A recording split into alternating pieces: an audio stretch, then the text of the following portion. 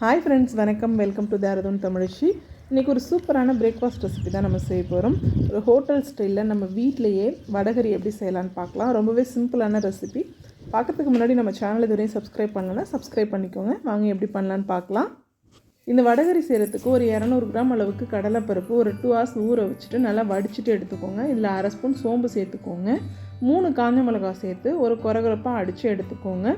இதுக்கு தேவையான அளவுக்கு உப்பு சேர்த்துக்கோங்க.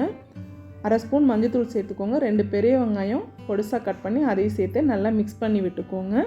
இதுக்கு இஞ்சி பூண்டு பேஸ்ட்டு ஒரு 1/2 ஸ்பூன் சேர்த்து அதையும் நல்லா மிக்ஸ் பண்ணிக்கோங்க. தேவைப்பட்டால் கொத்தமல்லியும் கருவேப்பிலையும் சேர்த்துக்கோங்க. இது ஒரு அடை பதத்தில் தவாவில் போட்டு நம்ம தட்டி எடுக்க போகிறோம்.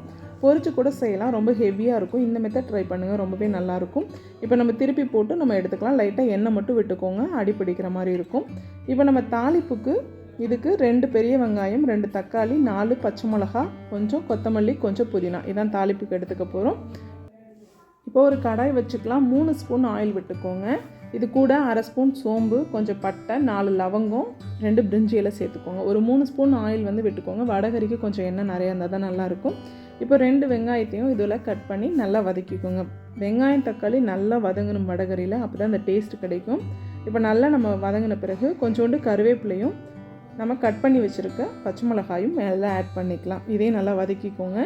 தக்காளிகளையும் இதில் ஆட் பண்ணிக்கோங்க. நல்லா மிக்ஸ் பண்ணி விட்டுக்கோங்க. இதுக்கு தேவைப்பட்டால் கொஞ்சம் உப்பு சேர்த்துக்கோங்க, கொஞ்சம் சீக்கிரம் வதங்கிடும்.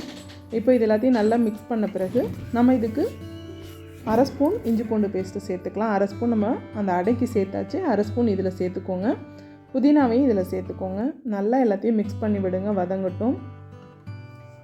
இப்போ நம்ம தட்டி வச்சுருக்க அடையும் நல்லா உதிர்த்து ஒரு தட்டில் வச்சுக்கோங்க. ஏன்னா நமக்கு இது தாளிப்பு ரெடி பண்ணிட்டோன்னா நம்ம வடகறி செஞ்சு முடிச்சிடலாம். இப்போ இதுக்கு 1 ஸ்பூன் அளவுக்கு தனி மிளகாத்தூள் ஆட் பண்ணிக்கலாம். அதையும் நல்லா வதக்கி விட்டுக்கலாம். இந்த பச்சை ஸ்மெல் போகிற அளவுக்கு இதிலே நம்ம வதக்கி எடுத்துக்கணும். இப்போ இதிலேயே நம்ம ஒரு 100 ml வாட்டர் ஆட் பண்ணி அதிலே நம்ம நல்லா கொதிக்க விடலாம். இந்த பச்சை ஸ்மெல் நல்லா போகட்டும். ஏன்னா நம்ம கடலைப்பருப்பு ஆட் பண்ணிட்டோம்னா ரொம்ப நேரம் வைக்க மாட்டோம். ஸோ இதிலே நல்லா கொதிக்கட்டும், ஒரு 5 நிமிஷம் கொதிக்கட்டும். இப்போ இதுக்கு தேவையான அளவுக்கு உப்பும் சேர்த்துக்கலாம். இப்போ நீங்கள் இந்த வடகறி செய்ய போகிறீங்கன்னா ஹாட் வாட்டர் பக்கத்துலேயே வச்சுக்கோங்க. உங்களுக்கு தண்ணி தேவைப்படும் போது நீங்கள் எடுத்து ஊற்றிக்கும் போது ரொம்ப சீக்கிரம் வேலை முடிஞ்சிடும். இப்போது நம்ம நல்லா கொதி வந்துருச்சு. இன்னமும் கொஞ்சம் தண்ணி ஆட் பண்ணிக்க போகிறோம். நம்ம அந்த மிக்ஸி ஜார்லேயே கலந்துட்டோம், கொஞ்சம் தண்ணி ஆட் பண்ணியிருக்கேன். இது நல்லா கொதி வரட்டும், ஒரு 5 நிமிஷம் கொதி வரட்டும். இப்போ நம்ம உதிர்த்து வச்சு அந்த கடலைப்பருப்பை இது கூட ஆட் பண்ணிக்கலாம். ஒரு சூப்பரான சிம்பிளான ரெசிபி, எல்லாருமே செய்யக்கூடிய ரெசிபி தான் இது. இட்லிக்கு தோசைக்கெலாம் அட்டகாசமாக இருக்கும். நீங்கள் சப்பாத்தி பரோட்டா கூட சாப்பிட்லாம், ரொம்பவே நல்லாயிருக்கும். சாப்பிட்டுக்கிட்டே இருக்கலாம், அப்படி ஒரு டேஸ்ட் இதில் இருக்கும். அந்த காலத்துகளில் ரோட்டு கடைங்களில் மீதமுள்ள வடைங்களை வச்சு தான் இந்த ரெசிப்பியே ரெடி பண்ணியிருக்காங்க. பட் ரொம்பவே சூப்பரான ஒரு ரெசிப்பின்னு இதை சொல்லலாம். இப்போ நம்ம ஃப்ரெஷ்ஷாக அரைச்சி ஃப்ரெஷ்ஷாக செய்யும்போது இன்னும் அதில் கூடுதல் சுவை கிடைக்கும். ஸோ கண்டிப்பாக நீங்களும் ட்ரை பண்ணி பாருங்கள். இப்போ அவ்வளோதான், நல்லா கொதி வரட்டும். நம்ம தேவைப்பட்டால் கொஞ்சம் ஹாட் வாட்டர், ரொம்ப திக்காக இருந்துச்சுன்னா கொஞ்சம் சேர்த்துக்கோங்க. உப்பும் இந்த டைமில் தேவைப்படுதான்னு பார்த்துக்கோங்க, தேவைப்பட்டால் கொஞ்சம் சேர்த்துக்கோங்க. இப்போ நல்லா கொதி வந்துருச்சு, அந்த எண்ணெய்லாம் லைட்டாக பிரிஞ்சு வர ஆரம்பிச்சிருச்சு. இதுதான் அதுக்கு பதம்.